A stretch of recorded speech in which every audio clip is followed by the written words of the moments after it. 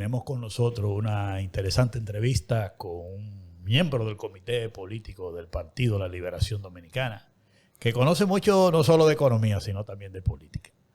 Richard Medina, joven, muy conocedor de los temas económicos, con el cual vamos a compartir esta entrevista. Víctor, una persona... Uno se siente representado. Joven, Uno se siente representado generacionalmente en la política. Yo tengo mucho más años que en la política y usted también. Pero uno se siente representando cuando ve caras frescas así, sobre todo manejando temas tan delicados como son la economía de la República Dominicana en momentos como el que estamos atravesando. Te damos la bienvenida. Bienvenida. Hola, para mí es un placer estar con ustedes. Yo les tengo a ambos mucho aprecio. Siempre hemos colaborado a nivel de programas y nos hemos encontrado en algunos proyectos políticos comunes. Claro. A Víctor tuve la oportunidad de conocerlo trabajando en la alianza con Domingo Contreras. Correcto. Sí. Muy buen proyecto. Usted es ahora miembro del comité político del PLD. Así es. Sí. Soy miembro del comité político. Mira, Richard, algo importante. Es un tema que está en la actualidad.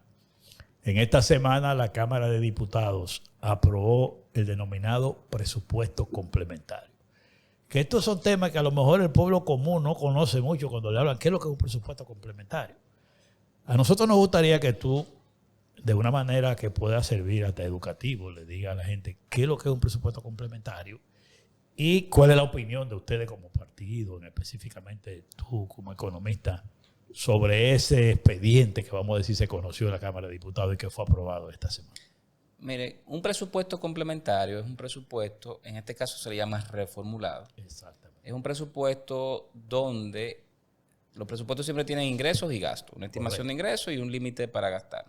Aquí se está aumentando el límite para gastar y se está incluyendo otras fuentes de ingresos, es decir, algunos impuestos que se recaudaron, estaban dando vuelta en cuentas bancarias. El gobierno actualmente lo está recogiendo y lo va a usar para financiar gastos. Entonces, es reformulado porque te cambia el monto máximo que tienen las instituciones para gastar. Y también amplía lo que es el déficit fiscal. El déficit fiscal es cuando los gastos del gobierno son mayores a sus ingresos.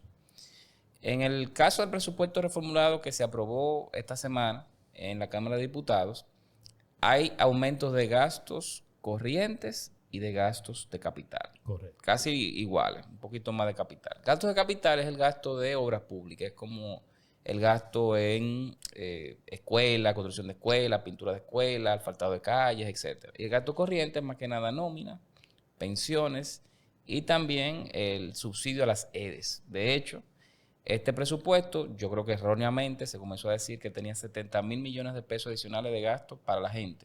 Yo creo que no se puede decir eso. De hecho, de ahí yo dije que la mitad era lo que es gasto corriente, unos 34 mil y tantos millones de pesos. De ahí hay 20 mil millones de pesos que es para financiar las EDES. Financiar el hoyo financiero de las EDES. Para el subsidio. Subsidio eléctrico, sí. Y era algo que esperábamos, yo de hecho lo dije varias veces. 20 mil millones. 20 mil, porque en el presupuesto vigente, el que se aprobó el año pasado para 2025, solamente habían 84 mil millones.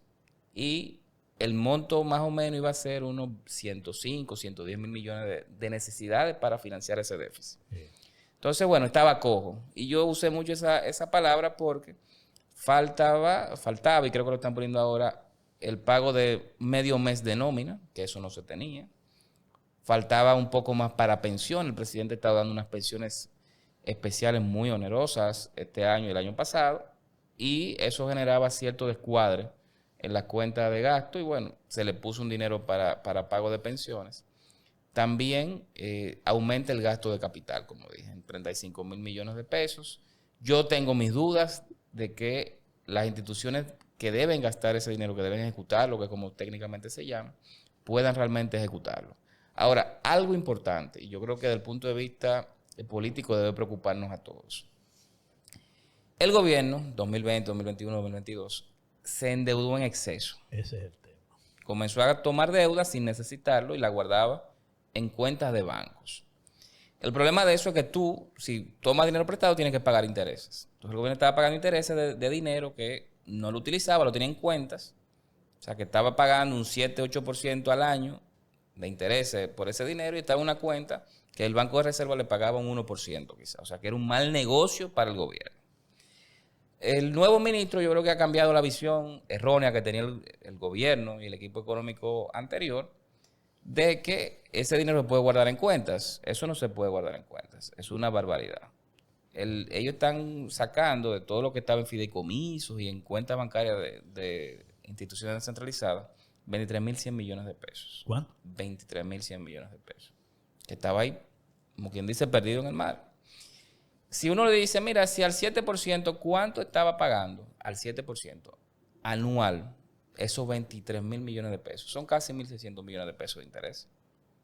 O sea, nosotros estamos perdiendo dinero, estamos tirando dinero a un zafacón, pagándoselo a inversionistas extranjeros por una muy mala planificación del Estado. ¿Y cuál era el beneficio que tenía el gobierno con ese dinero? No lo sé. Era una visión extraña de que quizá no podíamos financiarnos más adelante y íbamos a necesitar tener algún colchón ahí. Pero eso tú lo haces controlado, quizá 1.000 millones. O cuando tienes un plan. O cuando tú tienes un problema. Aquí no habían esos problemas. Ahora, Richard, ahí yo creo que también hay un tema de transparencia. Porque tú estás hablando desde el 2020 al 2024. Y todos los años se tiene que elaborar un presupuesto. Y al país no le habían dicho eso. No nada más que al país no le habían dicho eso, sino que eso es una mala gestión presupuestaria. Claro. Es una mala gestión de tesorería. Y aquí cuando los funcionarios actuales estuvieron en la oposición, sí, fueron muy virulentos, fueron muy iracundos, criticando cualquier cosa que se hacía desde el punto de vista de la gestión de los recursos del Estado. Esto yo creo que es escandaloso. Sí. Ese dinero, para mí eso es preocupante. Yo soy como tú dices que a veces eso se analiza técnicamente, los economistas como que técnicamente tú lo analizas y como la economía de los técnicos secos, como le llaman. Pero yo como político me preocupa esa parte. O sea, ¿cómo es posible que desde el 2020 al 2024 el propio ministro de Hacienda dice que fue un sobreendeudamiento? Sí. Y como que en el país no pasa nada. O sea, que el gobierno hizo eso en 4 años y no pasa nada. Y yo me pregunto, ¿y el ministro anterior qué dirá de eso? ¿Qué dirá el ministro anterior de eso?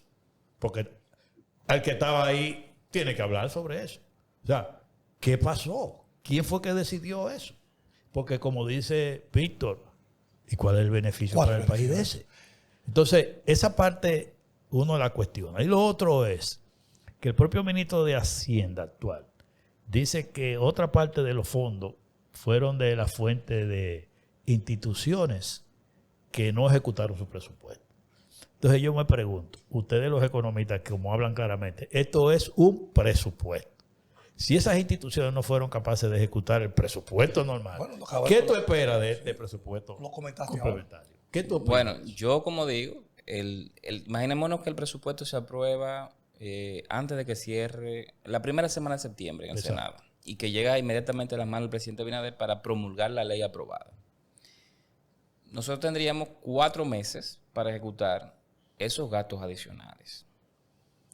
La práctica, una práctica yo creo que incorrecta, presupuestariamente incorrecta, de los últimos años ha sido, para yo decir que pude gastar el dinero, lo que hago es que le mando una transferencia desde el gobierno central a otras unidades de gobierno, que es como técnicamente se le llama, puede ser un fideicomiso, sí, y le mando el dinero al fideicomiso, como si fuera transferencia de capital. Y automáticamente yo digo que eso fue un gasto de capital que hice.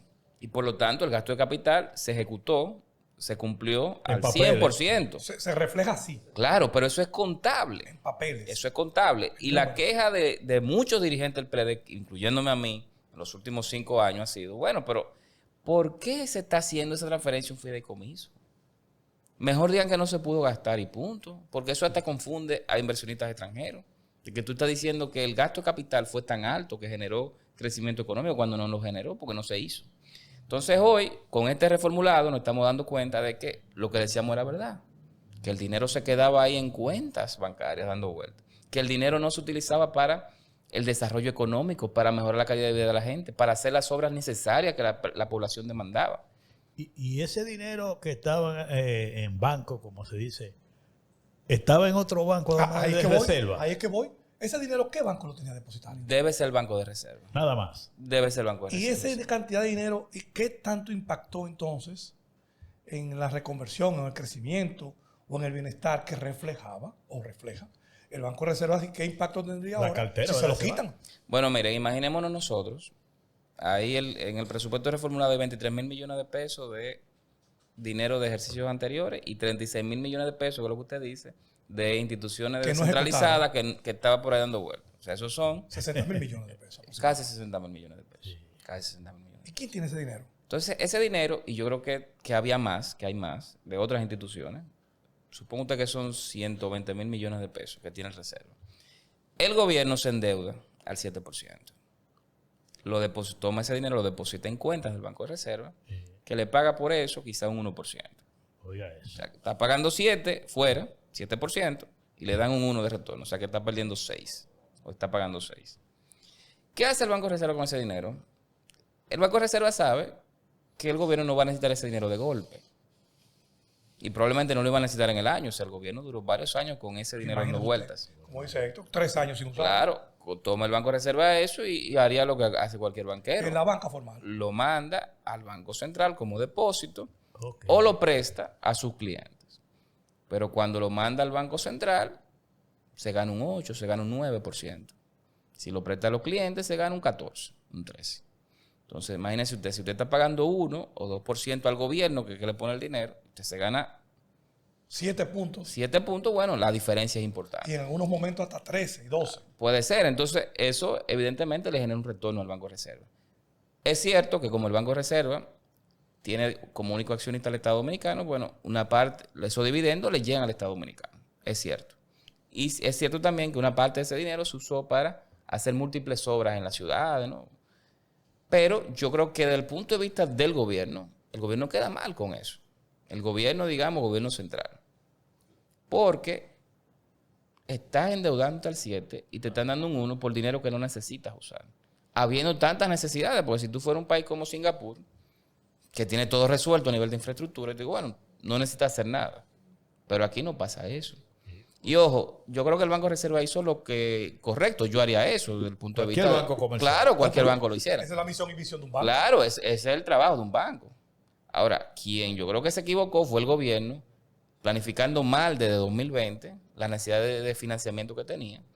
Y segundo, no pudiendo las instituciones sectoriales gastar ese dinero en provecho de la ciudadanía. Lo que hicieron fue lo dejaron en cuentas. Sí, porque entonces lo que vamos a tener es, lo que hemos tenido durante estos 4 años, es un gobierno que le sobran los cuartos y una población que le falta el dinero. Así es. Eso es lo que estamos viendo. Así es. Porque eso, tú te pones a ver todas las investigaciones, encuestas que tú haces, la mayor preocupación de la población que el dinero no le alcanza para ni siquiera la canasta familiar. Entonces, cuando tú oyes al ministro de Hacienda diciendo en este presupuesto complementario que le sobró el dinero al gobierno y un sobreendeudamiento y que de ahí es que van a utilizar estos fondos, dice, pero ¿cómo es posible con tanta necesidad en una población como esta? Y al mismo tiempo te dice que tiene un déficit. Cualquiera que maneja un colmado dice, pero el que le sobran los cuartos no puede tener déficit. No puede tener deuda. Es como algo que yo digo que le falta transparencia. Esta operación no le falta como transparencia, este presupuesto. Ellos tienen mayoría en el Congreso, lo aprobaron en la Cámara de Diputados. Sin lugar a duda lo van a aprobar en el Senado. Pero es preocupante la situación que estamos viendo. Yo lo que me gustaría ver, si tú piensas, ¿tú crees, se puede confiar en que esas instituciones a quienes se le están asignando esos recursos van a tener la capacidad en tan poco tiempo de ejecutar? Mire, ahí pueden estar pasando dos cosas. Ajá. Uno, que haya proyectos, o tres cosas. Uno, que hayan proyectos antiguos que estén parados por falta de financiamiento. Y bueno, que con este dinero que viene, arranquen de nuevo. Dos, pueden haber proyectos que se iniciaron sin tener financiamiento y se comenzaron a ejecutar y no están presupuestados. Lo cual es una violación a la ley de presupuesto. Pero no es nada raro. Yo lo entendería porque si no el Estado se va a paralizar. Claro. Eso lo criticaron. Sí. Se criticó ampliamente. Pero una cosa es cuando tú estás fuera, otra cosa es cuando tú estás dentro. Y bueno, para funcionar el Estado yo creo que hay que tomarse cierta licencia en eso, dentro del marco de la legalidad.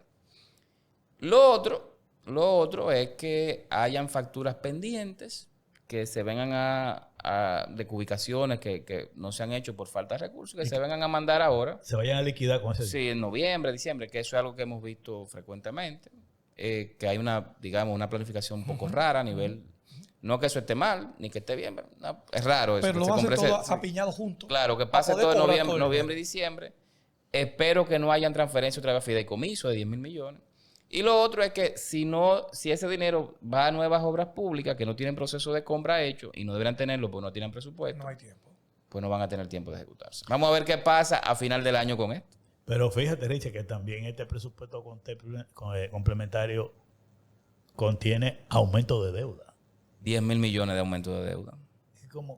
¿Cómo tú ves eso? Cuando una de las críticas grandes de este gobierno es el endeudamiento. No, es que el gobierno no tiene otra opción que no sea endeudarse, porque ellos han estado gastando de manera, yo creo que poco estratégica, aumentando nóminas, pensiones, subsidios, a cada rato le dan dinero a muchísima gente sin tener un criterio de si es pobre o no es pobre, es vulnerable o no es vulnerable. Y bueno, esos son los problemas. Tú tienes que financiarte con deuda. El tema aquí es que el gobierno le quedan 1.800 millones de dólares de deuda por contratar para cerrar este año, más esos 10 mil millones de pesos, que son 170, son casi 2 mil millones de dólares nuevos que tiene que contratar para cerrar el año. Y yo creo que, bueno, el gobierno va a tener que emitir bonos soberanos o unos bonos domésticos con bastante rapidez. Magín Díaz es un experto en eso porque dirigió crédito público en un tiempo y yo creo que ahí hay una persona muy competente, pero es un reto grande que tienen. Sigue el camino de la deuda, como dice.